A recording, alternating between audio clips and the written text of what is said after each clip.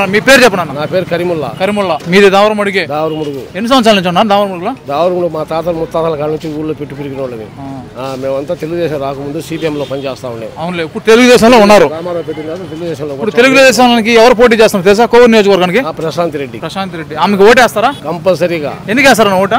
మాకు తెలుగుదేశం మంచి చేసింది. మంచి చేసింది. ప్రజా పరిపాలన బాగుంటది. అతను వస్తే లా అండ్ ఆర్డర్ కంట్రోల్లో ఉంటది. ఈ రౌడీ జామాలు ఈ జామాలు అవన్నీ ఏమి ఉండవు దాంట్లో. ఉండవని చెప్పి ఓటేస్తారు.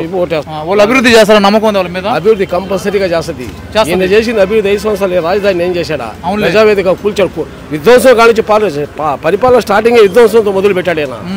ఇంక నమ్మి ఓటేస్తారు. అవునులే. కాబట్టి దానికి కంపల్సరీ తెలుగుదేశం కావాలా.